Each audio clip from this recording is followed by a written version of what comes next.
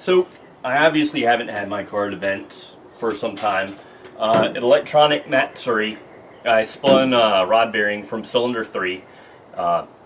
Was losing oil pressure, kind of saw it dropping, caught it early before anything bad really happened.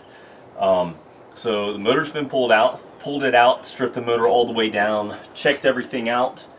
My block is toast. The early version aluminum 5.7 liter blocks, there was something about the sleeves not being aligned properly, so you can't really, it's something like that. So you can't really bore them out very much because they're not perfectly straight or some bullshit, I don't know. So I can either keep the block and save it to sleeve it later on, which is just a dipshit idea. I don't think I'm ever really gonna do that.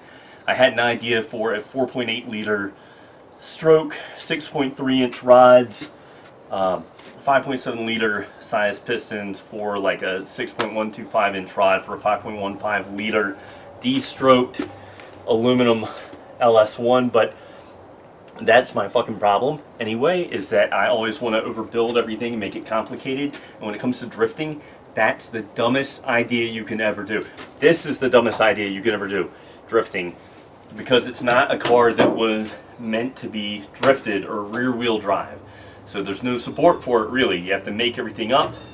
So right now where I'm at is I'm just compiling parts in my old gun room. I'm kind of converting it over to an engine building room, which I did before when I built this 5.7. Basically took my old gun room, or I did like reloading, kept guns, stuff like that, and am changing it to like the place where I'm going to accumulate parts, whatever. Stripped down my old motor. It's stripped down to a bare block. So I'm just going to get everything together here. I've got everything I need. I just need to get my motor. Obviously this is where I've done like commentary stuff. This picture was by Spencer William Hall, and I absolutely love this photo of the team at Los Al Heroes. Ed Anderson had posters made up for us, which was super rad. And then this is by Daniel Kaiser, co-owner of Tarmac Apparel. Anyway, so I'm going to compile parts here. Excuse I got some breakfast going on here, some enchiladas and eggs and hot sauce and stuff. But yeah, man, I'm going to go on a walk with Bunta up in the woods. The leaves are insane right now, and get back here and start working on some stuff on my build. You a good boy? Kinda not a good boy. Last year, yeah, I got chickens. That's Donnie, my rooster.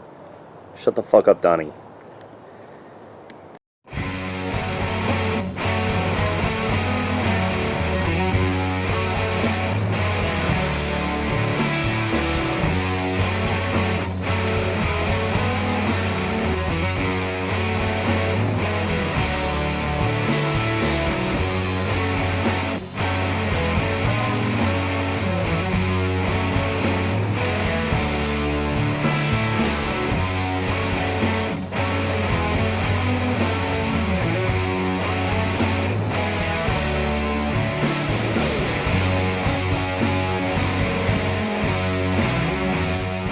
Out here on a walk with Bunta, who's friggin' loving it right now, out in the woods, in the mountains.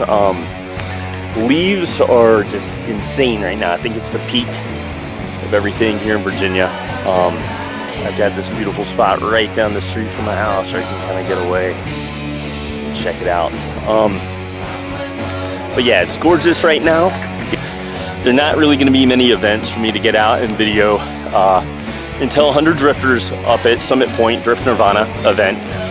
Everybody's moving into off-season mode. Obviously I've got a motor to rebuild.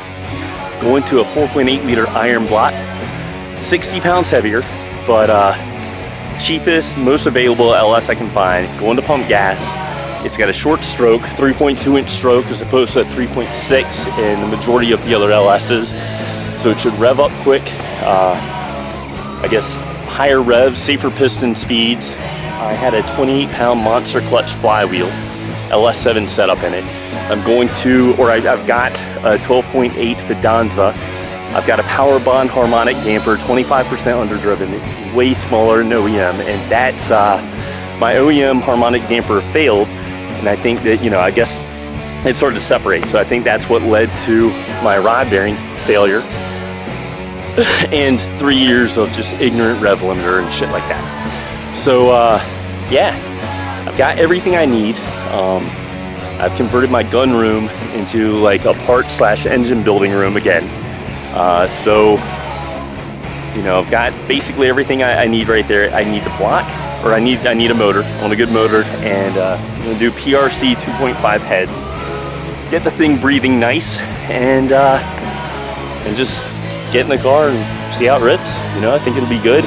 I think that going LS, you know, the LS culture, if you will, is displacement, power. But the thing is, most of us that hit swap to LS's, you know, that the torque curve is so insane anyway, and it's you don't need that much power to drift. You know, drifting my Cresta, my stock 7M Cresta earlier on this year kind of reset my mind as far as you know, what I need to drift power wise, the amount of fun I used to have in low power cars.